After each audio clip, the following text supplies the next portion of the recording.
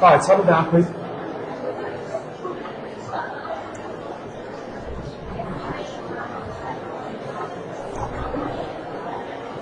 Quiet, please.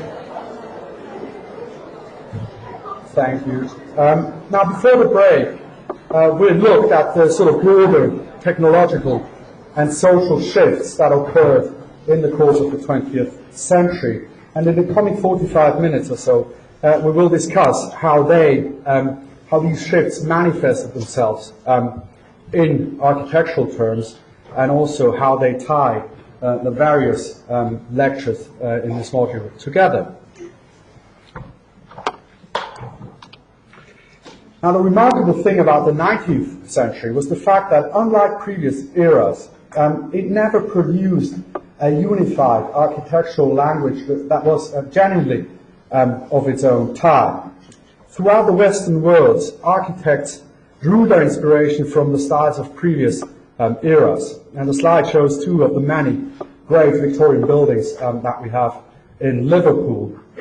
And both were built with the latest construction methods and incorporate the latest building technologies. But they both hide these behind historicist elevations, which refer to Greek antiquity, in the case of St. George's Hall, or the late medieval Gothic style, in the case of the Victoria Building.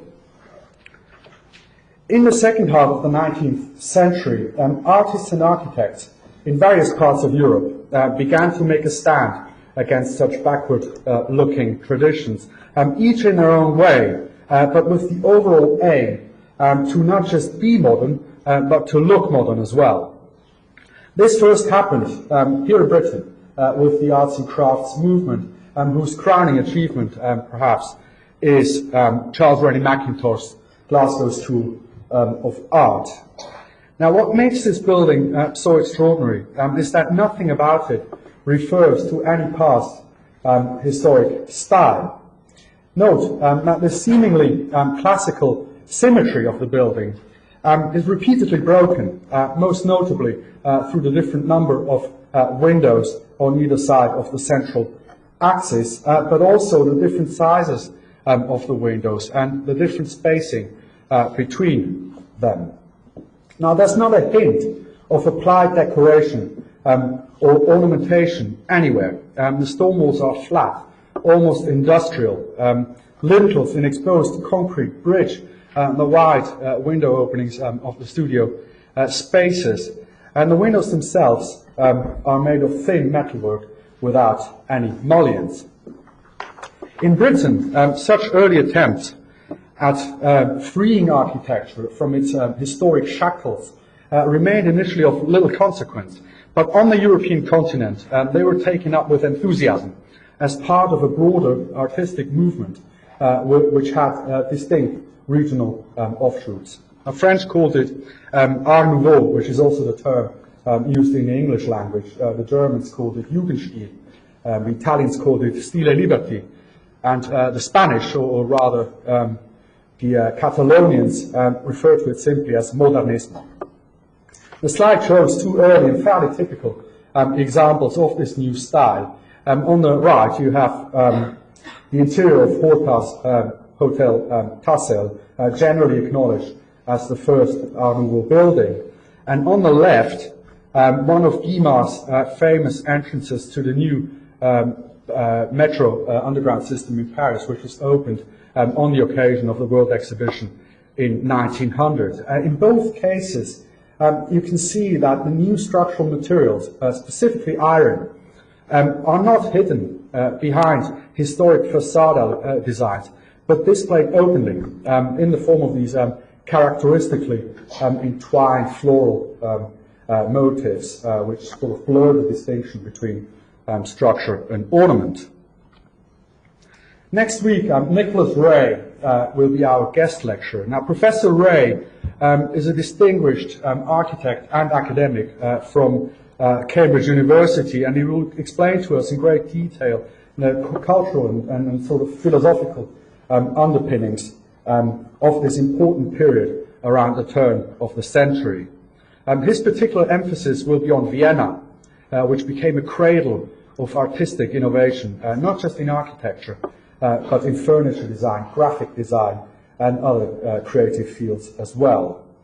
Much of the creative impulses to modernism had their origins in Vienna in the period prior to the First World War, and this is what Professor Ray will be talking about.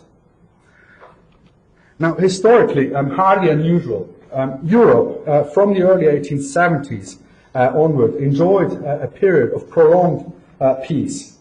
Towards the end of the century, this was accompanied by increasing prosperity amongst the professional middle classes. For them, life was pretty good. Advances in medicine meant that they lived longer and better. Industrialized production meant that the greater variety of goods became available to them. And rising incomes meant that a larger section of the populace was actually able to afford them. The period also saw the birth of tourism, as railways and passenger ferries made it possible for people to travel to faraway places. The slide shows a couple of advertisement posters from around 1900. Note especially on the left-hand side this poster by a famous graphic designer called Alphonse Mucha, and this sort of very Art Nouveau-ish way in which he represents the railway by using these circular and linear motifs suggesting railways for which it was obviously an advertisement. Now the French refer to this as the Belle Époque, the beautiful epoch. It had a sort of end of time flavor about it, a sense that things could never get better and would never get worse. To some extent, the cultural output of the Belle Époque, with this self-indulgence and this sort of playful or joyful play with colors and shapes, reflected this general sense of optimism. However, it also reflected a certain escapism, reluctance to face up to the true realities of the time. The middle and upper classes may have had a jolly good time traveling to world exhibitions, chatting in cafes, and dancing in parks, but their affluence never really trickled down to the working classes. It rarely does. And whilst it may have been pleasant for rich white Europeans, the period as a whole was marked by harsh and unsustainable social divisions, and on an international level, by political, economic, and military rivalries which were bound to spiral out of control. Now, for ordinary workers, conditions were marked as miserable as they had been since industrialization had begun, and in a growing number, they came to despise the world in which they lived. Throughout Europe, labor strikes and rebellions became a conspicuous feature of the early 20th century, and in Russia, obviously, it needed only spark to light the fuse of the Bolshevik Revolution, which would once and for all dispose of the old social and political order. Equally importantly, the period was in fact nowhere as peaceful as Europeans made themselves believe. Warfare was merely externalized, much as it is today. So whilst Europeans, at least in a higher social strata, lived a relatively carefree life, their leaders were carving up the rest of the world, ousting local rulers and leading proxy wars over their territories. Outside of Europe, few people would have seen the period as peaceful, but at the time of European world domination, their views simply didn't matter. What did matter was that the balance of power between the major European countries was gradually shifting. In the 19th century, there had only been one world power, and that was the British Empire. Towards the end of the century, France, Russia, and Japan were, as this map indicates, expanding their spheres of influence, and Germany was building up an enormous industrial and military might, intent on becoming not just a, but the world power. The inevitable consequence of this clashing interests was the First World War, which lasted from 1914 to 1918. Now, nothing illustrates the naive mindset of early 20th century Europeans better than the immense sense of excitement with which they generally welcomed the outbreak of war in August 1914. Most people hadn't seen a war in their lifetime, and they happily volunteered, convinced that they would be home by Christmas. The slide shows German soldiers on a train covered with slogans such as "Trip to France" and "See you on the boulevard." Needless to say that they weren't home by Christmas. Many of them never returned home at all. People had not only forgotten what war really meant, and they also didn't grasp that the technological progress which had so changed their personal lives would inevitably change the nature of warfare as well. I mentioned some of the novelties before the break, submarines, tanks, military aircraft, chemical warfare, etc. As a result, the war consumed the lives of 20 million people, most of them dying in totally pointless trench warfare where no side ever made any territorial gains at all. World War I was, in a way, the climax of the 19th century, with its relentless thirst for expansion and industrialization, and particularly in the defeated nations. It put an end to its political and social conventions.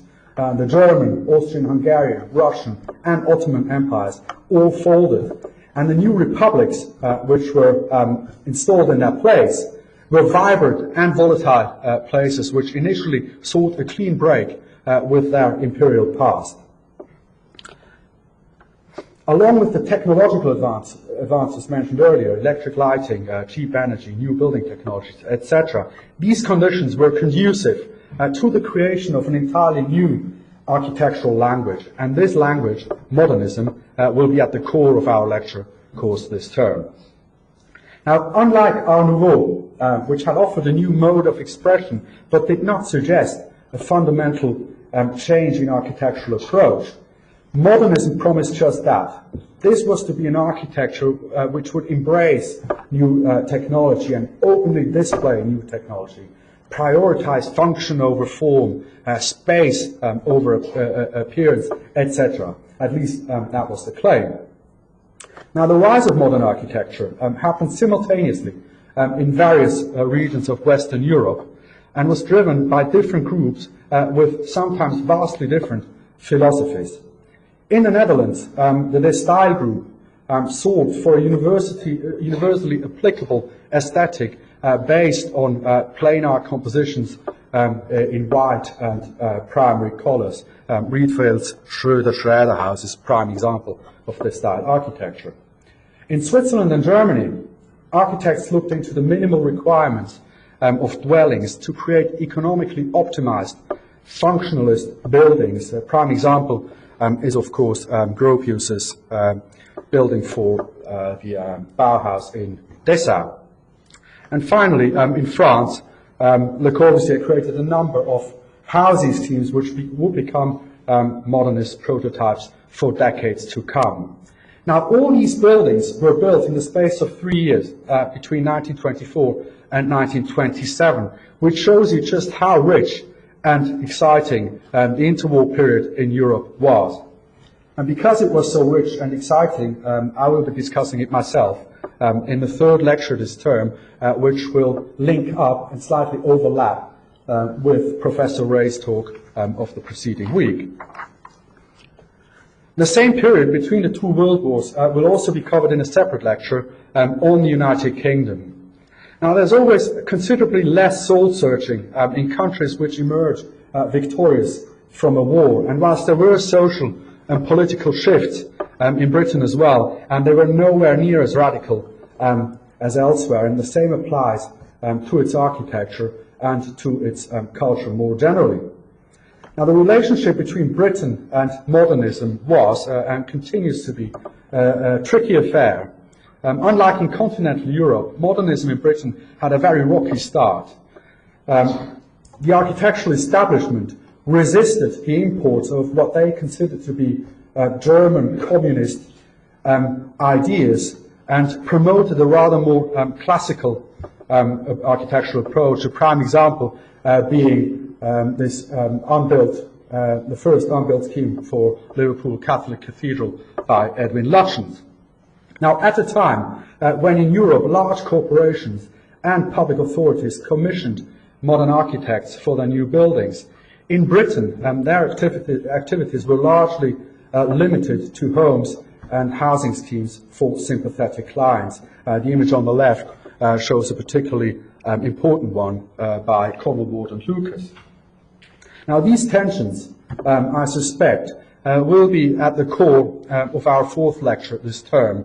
Dr. Neil Chazor, who will be our guest speaker, is a research fellow at our school and currently writing a monograph about architecture and planning in interwar Britain. Needless to say, we couldn't get anyone better than him, and I am looking forward immensely to his talk, and so should you.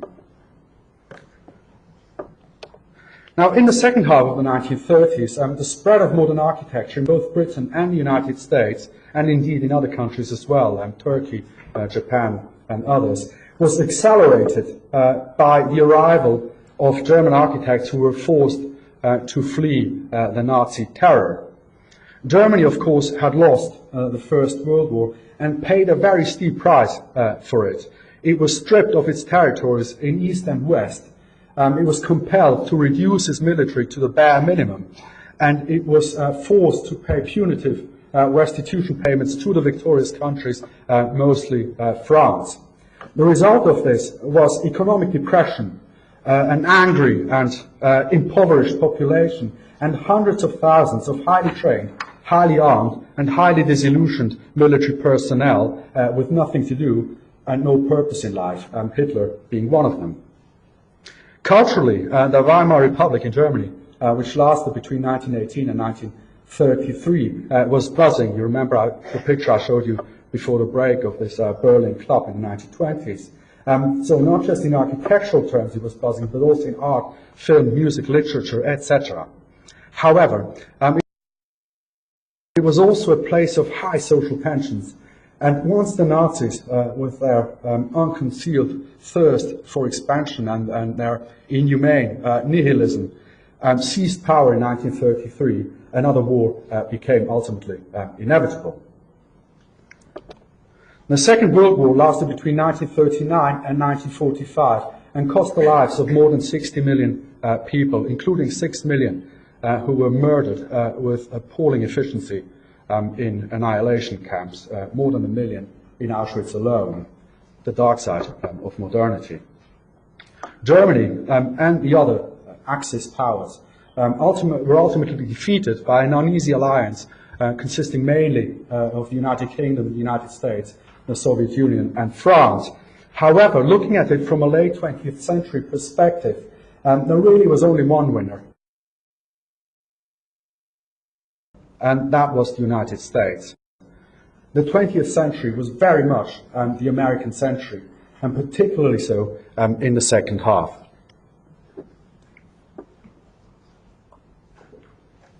The United States had been booming in the early 20th century as well, up until the Wall Street crash of 1929 and the Great Depression which followed it. Take a look at these smartly dressed men queuing up for food charity. This was 4 years of desperate poverty, even amongst the professional middle classes. The Great Depression was eventually overcome, in part through Roosevelt's New Deal, a comprehensive industrial policy package funded by the government and implemented in 1933. This included enormous infrastructure projects such as the Tennessee Valley Authority, a publicly owned utility producing hydroelectric power through a vast system of dams and power stations. The reason, I'm showing you this picture for two reasons. The first reason is that it was one of the models which inspired national economic planning in post-war Europe, and particularly in the British welfare state. It sort of provided evidence that a great deal of state interference in industrial planning could be a way forward, even in a capitalist system. Secondly, the image exemplifies the reason for America's meteoric rise from the 1930s onward, because it was through cheap and abundant energy supplied by large-scale power plants like this one here that the United States attained and safeguarded its economic superiority in the following decades. In 1917, only a quarter of all households in the United States had access to electricity. By 1940, it was almost 9 out of 10. This meant that household appliances such as fridges, vacuum cleaners, toasters, television sets, etc., could be marketed and sold to a great number of people. Consumer goods were the main engine behind America's economic recovery and prosperity, and the associated consumer lifestyle, which you see illustrated on this slide, was the ideal to which all Western societies aspired in the post-war period. Architecturally, the contributions the Americans made in the 20th century are too many to discuss in this brief introduction today. In the late 19th century, Chicago had been the birthplace of the modern skyscraper by using fireproof steel skeletons in combination with non-structural claddings, first in decorative stone and then later, of course, in glass. So the so-called curtain wall system, which was, of course, pioneered here in Liverpool by Peter Ellis. Now, the prototypical skyscraper consists of three things: an entry level reserved for shops and circulation, then a random number of uniform office levels, and then on top an often spectacularly designed attics, which houses all the technical equipment. The first who formulated this three-part composition, which by and large is still the guiding principle today, was Louis Sullivan, who also coined the phrase form follows function, often misunderstood, as we will no doubt learn in a few weeks' time. Certainly the most influential American-born architect in the 20th century, however, was Sullivan's pupil, Frank Lloyd Wright. Wright's creative output over more than 7 decades was second to none. He really is one of the three giants in 20th century architecture, the others being Mies van der Rohe and Le Corbusier. Of particular importance to us will be Wright's notion of organic architecture, which sought for a close connection between building and landscape, for buildings that adapted not just to the individual needs of each client, but also to the specific conditions in which it was set.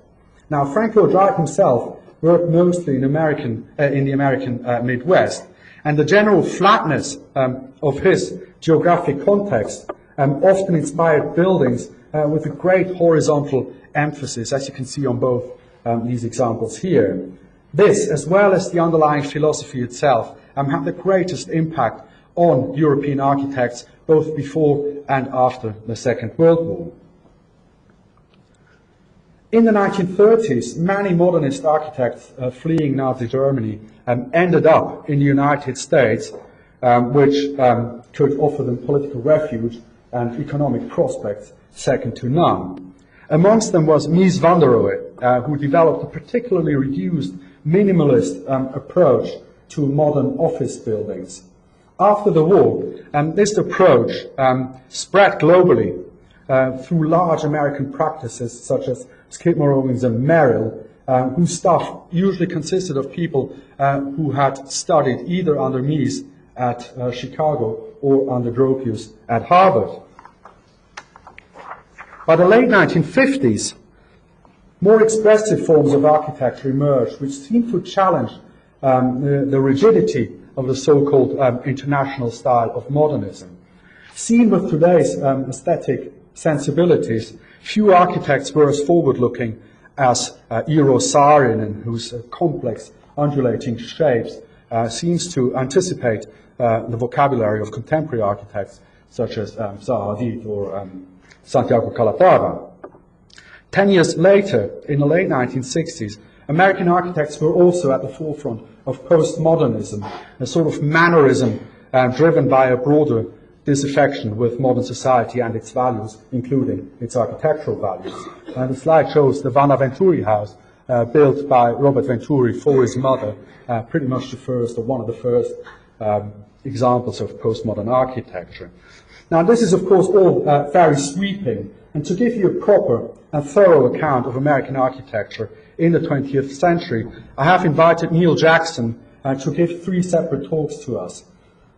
Professor Jackson is the Charles Riley Professor of Architecture here at Liverpool, and he's also the president of the Society of Architectural Historians of Great Britain. He's a world-leading expert in American architecture, and if anyone can answer our questions, it will be him.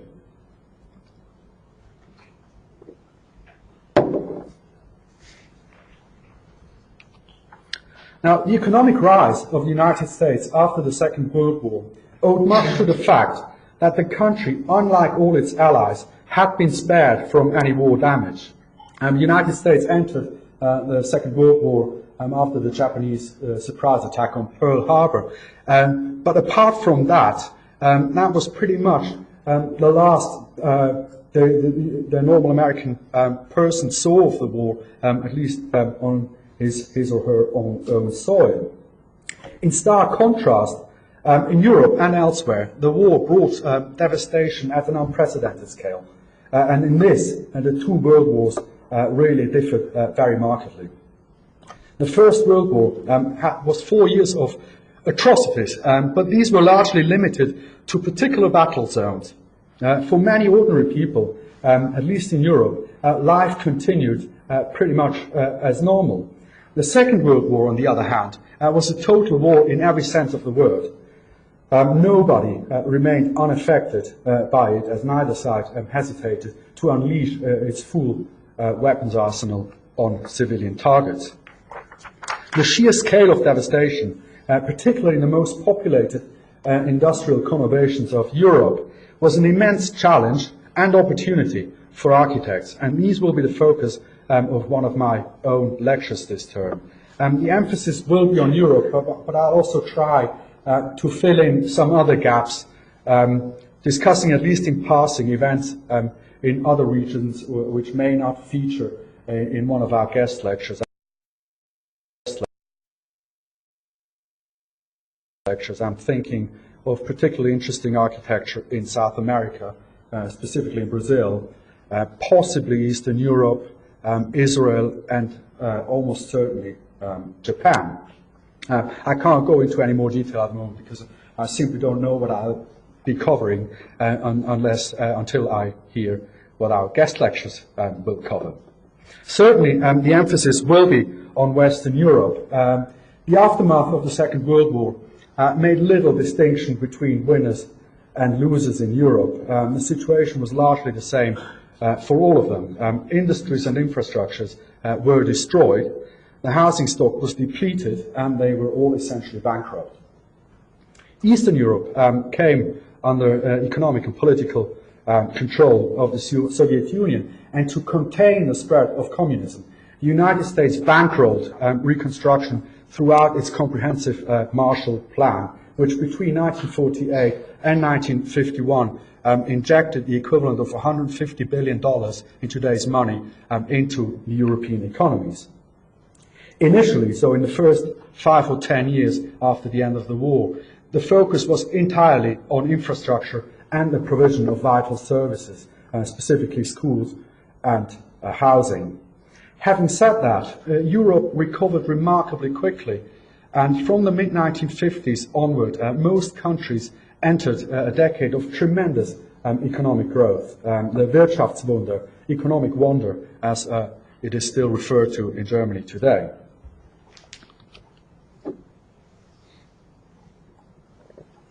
Now, driven by cheap fossil fuels, the late 1950s and early 1960s were a period of enormous building production and the creation of an accordingly spectacular architecture. Stylistically, there were, as mentioned before the break, 2 main currents. One of them was this skin and bone architecture of Mies and his followers, which spread as a sort of corporate functionalism from the United States to all corners of the globe, including what was now known as the Eastern Bloc. And the slide shows 2 particularly successful examples from Germany and from Italy.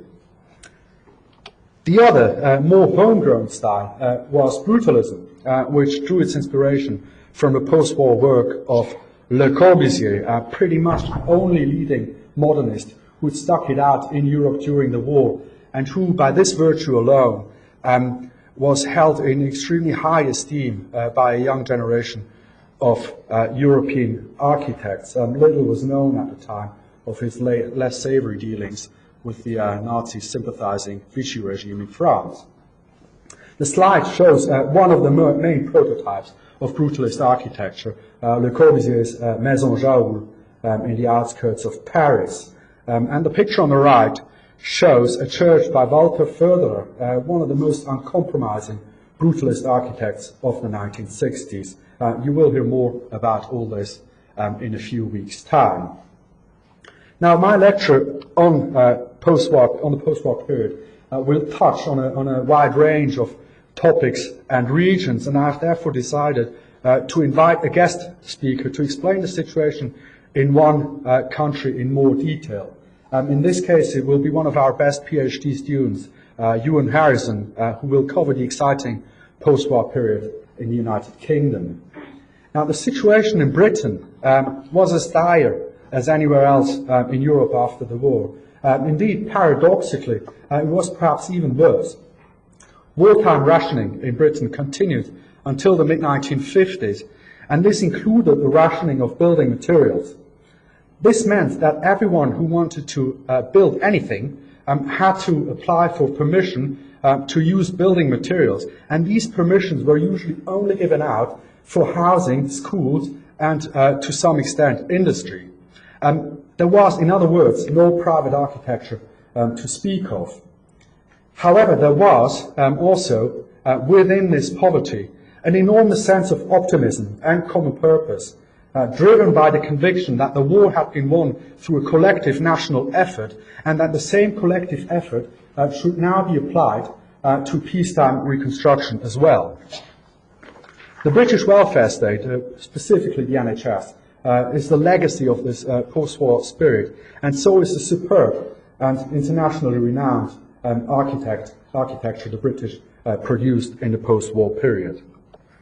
The first notable example of this was the Hertfordshire Schools Programme, an ingenious system of prefabricated modules which was developed by an architect-led team of educators, lawmakers, and industrialists, and solved the problem of planning and erecting an enormous number of urgently needed primary schools at times of desperate material and labour shortages. Now, today, these schools may look unremarkable to us, but at the time, they were widely admired, and people from all over the world travelled to Hertfordshire to learn from them. In the mid-1950s, when restrictions on building materials were lifted, the conditions for British architects began to change for the better, and they assumed, for the first time since the arts and crafts period, a leading role in their field, providing daring solutions to housing and traffic problems that were copied worldwide. British architects did not invent brutalism, but they certainly made the most of it. A prime example being Niamh Brown's superb Alexandra Road housing scheme in Camden. You are certainly aware of the fact that Niamh Brown was the winner of the RIBA gold medal last year and has sadly since died. Initially, the welfare state was the main engine behind Britain's architecture. But in the second half of the 1950s, the private sector too began to build at an enormous scale. By far the commercially most savvy and successful architect was a man called Richard Seifert, who had an uncanny skill in exploiting legal loopholes in building regulations. Nobody knows more about this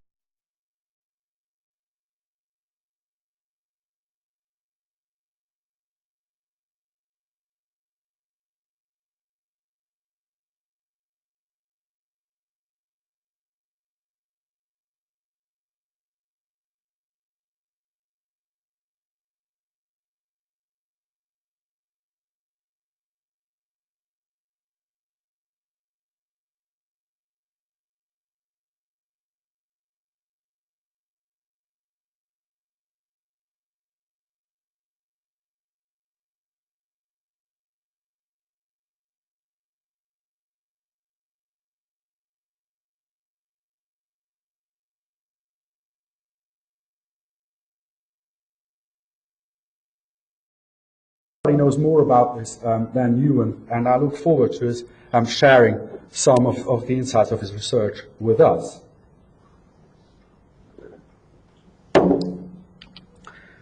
Between the two world wars, modernism had been a pioneering effort, coexisting and competing with more traditional styles from the past. After the Second World War, it effectively became a global monoculture. Its two incarnations, functionalism and brutalism, effectively the first truly international styles in history. This was, of course, due to the fact that the world itself, in spite of its political divisions, became, on the whole, a more unified and homogeneous entity. Commercial air travel and high-speed railways allowed people to visit faraway places and engage in cultural exchange. At the same time, architectural magazines became more numerous, they became colorful, and they were distributed globally, allowing architects throughout the world to tap into the same body of ideas. Where a Gothic master mason might have built 2 buildings his entire life and maybe knew 20 more, a 20th century architect could be involved in 50 projects that got completed. He could visit hundreds others, and he may know thousands more from images or drawings. One result of this was a very rapid stylistic development in both practice and theory. In previous eras, changes in architectural fashions had been a matter of centuries. Now they became a matter of decades or even years. Another result was a distinct loss of local traditions. Globalization meant, in architecture as well as in other cultural fields, homogenization, a development which was, of course, only a precursor to the situation that we have today, where effectively the entirety of world architecture is available at a mouse click. Now, architectural monocultures never last for very long. The High Renaissance, for instance, gave way to modernism after only a few decades. Neoclassicism in the 19th century gave way to an eclectic mix of historicist style and so forth. And this is effectively what happened to modernism as well. A particularly interesting situation arose in the so-called developing countries of Africa and Asia. The situation in these parts of the world changed profoundly after the Second World War, as the impoverished European countries lost their grip over their colonies, particularly as Marshall Plan aid effectively came with the condition attached that the colonial countries would start the process of dismantling their empires. India, the crown jewel of the British Empire, attained independence in 1947, and it was, of course, followed in quick succession by almost all former British, French, Dutch, Portuguese, Italian, German, etc. dependencies. Architecturally, what we see in this countries are two fascinatingly contradictory tendencies. On the one hand, we have this global trend towards modernism, which I mentioned a bit earlier, modern structures and materials, modern building technologies, modern architectural vocabulary. On the other hand, the reawakening of a sense of national pride that comes with independence also propelled a revived interest in indigenous traditions and vernaculars that have been suppressed for centuries.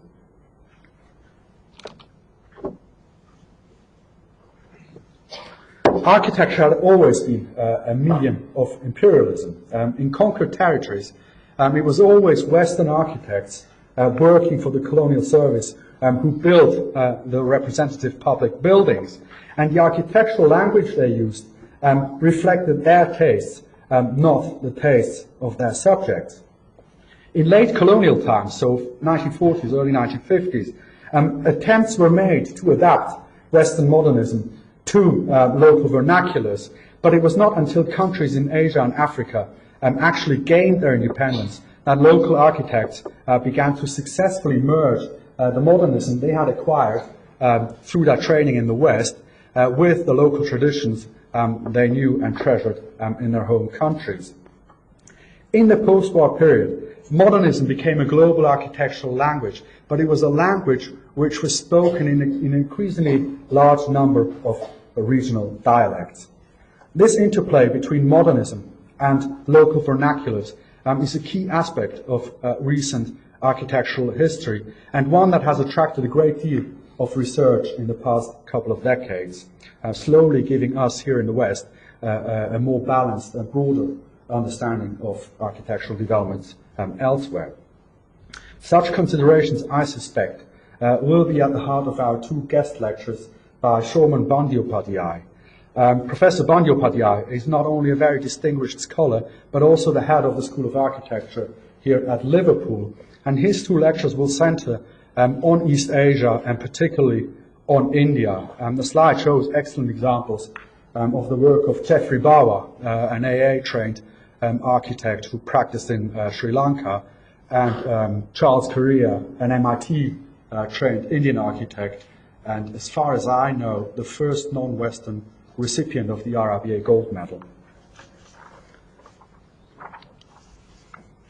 In the Western world, too, attitudes were changing in the course of the 1960s, and this was bound to have an impact on architecture. This was very much the decade of technocrats, marked by boundless faith in the feasibility of things, in technology as the solution to all problems. Remember that in 1961, at a time when commercial air travel was only just coming of age and no computer existed, John F. Kennedy announced that the Americans, before the decade was out, the Americans would land a man on the moon and return him safely back to Earth. And within 8 years, they actually did this. So anything seemed possible. And the architecture of the period very much reflects this mindset, a scale of ambition amongst architects and planners which bordered on megalomania. A prime example being Kenzo Tange's outrageous scheme for Tokyo Bay. All this was, of course, driven by fossil fuels and nuclear power as seemingly inexhaustible sources of cheap and powerful energy. And it is in this context that we have to see schemes of the late 1960s, such as this famous Archigram project, which imagined entire cities roaming the earth as giant robots. Today, we are tempted to see things like that as pure speculation and fantasy. But at the time, before people became aware of any limitations to resources, this did not seem an impossible proposition at all.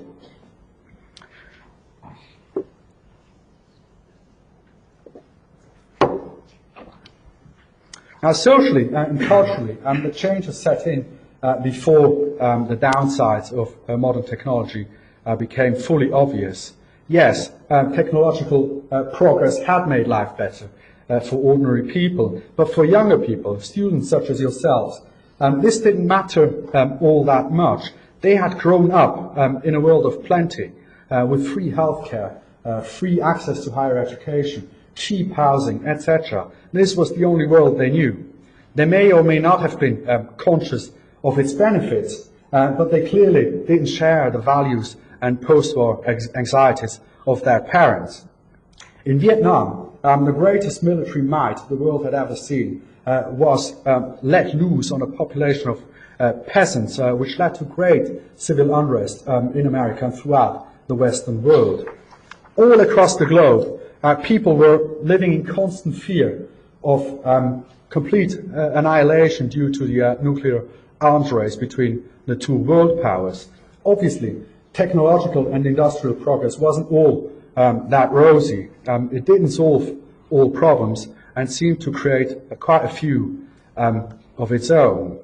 The fundamental precepts of modernism came under scrutiny in society in general and therefore in architecture as well. The postmodern reaction started, as I said earlier, in the United States, but it found some of its more interesting exponents in Europe and particularly in Britain. James Stirling, who studied here at Liverpool, being perhaps the best of them. Professor Jackson will no doubt talk about postmodernism in some detail. Ewan Harrison might do as well, and so will I. So, this is broadly what we're going to talk about this term. Throughout the ages, architecture has responded to the specific conditions of its time, technological context, energy context, political context, social context, etc. You cannot understand the architecture of the past without understanding these relationships, and this is pretty much the point of architectural history.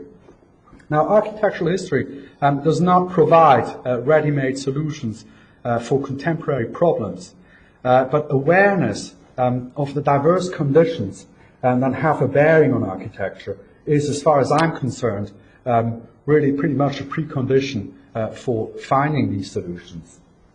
The idea behind today's lecture was to give you a broad understanding of the 20th century in its entirety. And this broad understanding will, I hope, give you the necessary context for the various lectures we will hear over the coming weeks and months. This will be your challenge in this module. Your challenge as future architects, planners and engineers will be to acquire a similarly analytical understanding of your own period, because only by fully understanding your own period in all its facets will you be able to find an appropriate architectural response to it. I do hope our lectures this term will give you some inspiration and some food for thought, even if they will not give you any solutions. Thank you very much.